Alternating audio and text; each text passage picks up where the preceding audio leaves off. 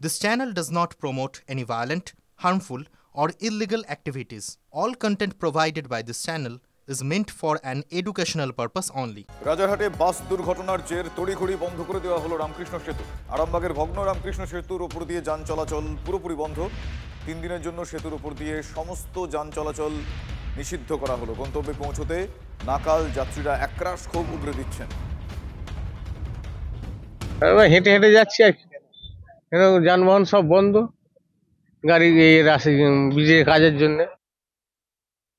গতকালই কলকাতার রাজারহাটে রেলিং ভেঙে বাস পড়েছিল খালে, আর তারপরই তড়িঘড়ি প্রশাসনিক বৈঠক করে আরামবাগ রামকৃষ্ণ সেতুর ওপর দিয়ে যান চলাচল বন্ধ করে দিয়েছে প্রশাসন। 3 দিন যান চলাচল বন্ধ থাকবে এমনই নোটিশ দেওয়া হয়েছে।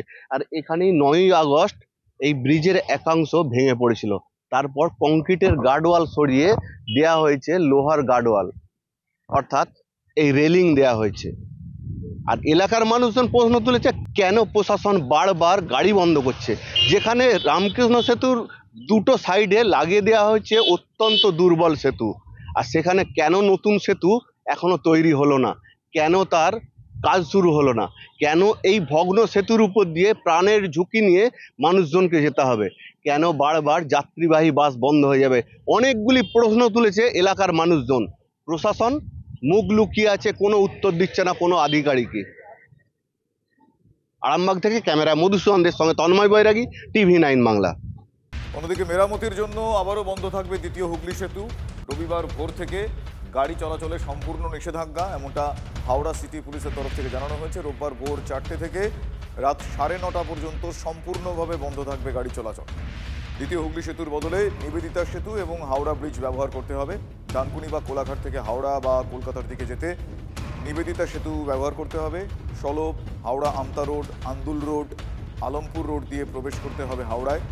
অন্যদিকে কোলাঘাট খড়গপুরের দিকে যেতে গেলেও হাওড়া আমতা রোড দিয়ে যেতে হবে। এছাড়াও দ্বিতীয় হুগলি সেতু এবং কোনা এক্সপ্রেসওয়ের পরিবর্তে ব্যবহার করা যাবে জিটি রোড।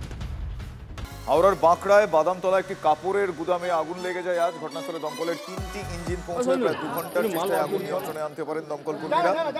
আগুনে সম্পূর্ণ ভস্মীভূত হয়ে গিয়েছে দোকানে থাকা সমস্ত কাপড়। যে মুহূর্তে আগুন লাগে সেই সময়কার ছবি আপনারা দেখছেন। দাউ দাউ করে চলছে এই কাপড়ের গুদামটি। দাহ্য পদার্থ মজুদ থাকায় বুঝতেই পারছেন কিভাবে আগুন দ্রুত ছড়িয়ে পড়ে।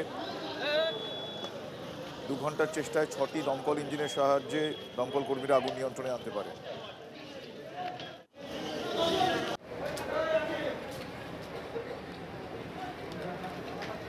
দিল্লি থেকে একটা খবর আসছে আমাদের কাছে। দিল্লিতে একটি বস্তিতে আগুন লেগে যায়। রোহিণীতে রিঠালা মেট্রো স্টেশনের কাছে ভয়াবহ অগ্নিকাণ্ড।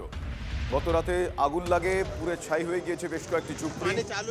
রাতেই খবর পেয়ে ঘটনাস্থলে দমকল কর্মীরা পৌঁছন। দমকলের 15টি ইঞ্জিনের সহায়তায় আগুন নেভানোর চেষ্টা করেন তারা, কিন্তু আগুন নেভাতে তাদের হিমশিম খেতে হয়।